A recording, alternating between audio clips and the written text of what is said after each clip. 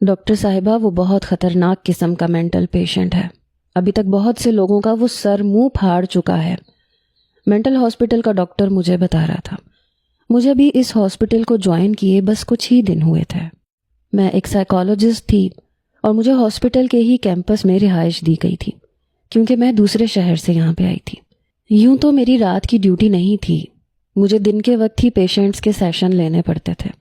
لیکن اس کی دل خراش چیخوں نے مجھے مجبور کر دیا تھا کیونکہ میں وہیں کیمپس میں ہی رہتی تھی. مجھے ایک چھوٹا سا فلیٹ دیا گیا تھا جو ہاسپٹل کے احاطے میں ہی موجود تھا اور اس عمارت میں بہت سے ڈاکٹرز رہتے تھے. میں یہ چیخیں مسلسل 3 دن سے سن رہی تھی اور آج جب میں اسے نظر انداز نہیں کر پائی تو میں رات کے 2 بجے اٹھ کر ہاسپٹل میں آ گئی. ابھی میں چیخنے چلانے کی آوازیں سن ہی رہی تھی جب میں نے وہاں کے ایک ڈاکٹر سے پوچھا تو وہ کہنے لگی کہ یہ ایک پیشنٹ ہے جسے الیکٹرک شاٹس دیے جا رہے ہیں. میں نے کہا کہاں ہے وہ مریض، میں اس مریض کو دیکھنا چاہتی ہوں.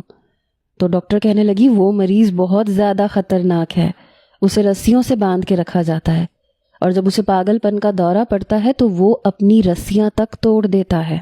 اسے سنبھالنا بہت مشکل ہو جاتا ہے اور اس پیشنٹ کا علاج صرف ڈاکٹر منیر ہی کرتے ہیں کیونکہ وہ ہی اس مریض کو سنبھال سکتے ہیں.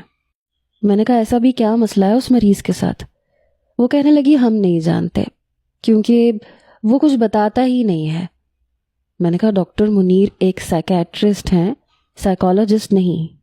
مریض کی ذہنی حالت کو اور اس کے ماضی کو جاننا بہت ضروری ہوتا ہے تاکہ اس کا علاج بہتر طریقے سے ہو سکے.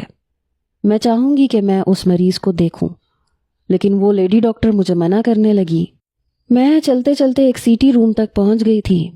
دروازہ بند تھا اور اس دروازے پر لگے چھوٹے سے شیشے سے اندر کا منظر صاف دکھائی دے رہا تھا. وہ لڑکا 28 سال کا ہوگا، اس سے زیادہ عمر کا نہیں تھا. خوش شکل تھا لیکن اس وقت اسے نرسنگ اسٹاف نے بری طرح سے جکڑ رکھا تھا. اس کے سر پر الیکٹروڈز لگائے جا چکے تھے. نرس نے اس کے ماتھے پر ایک آخری بار جیل لگایا اور پیچھے ہٹ گئی. کمرے میں موجود باقی عملہ خاموشی سے اپنی پوزیشنز پہ تھا. مشین کے پاس کھڑا ایک سینئر ٹیکنیشین دائیں ہاتھ سے کنٹرول ڈائل کو گھما رہا تھا. ریڈی؟ ڈاکٹر منیر نے سر ہلایا. ہاں. شاک نمبر 1. اچانک جیسے ہی مشین کے بٹن دبائے گئے تو ایک لمحے کے لیے سناٹا چھا گیا. پھر ایک تیز سی بزز کی آواز آئی اور اس لڑکے کا پورا جسم جھٹکوں سے کام کیا. اس کی انگلیاں سختی سے مٹھی میں بند ہو گئی. ناک کی نوک پسینے سے بھیگ گئی. چہرے پہ ایک لمحے کے لیے درد کی لہر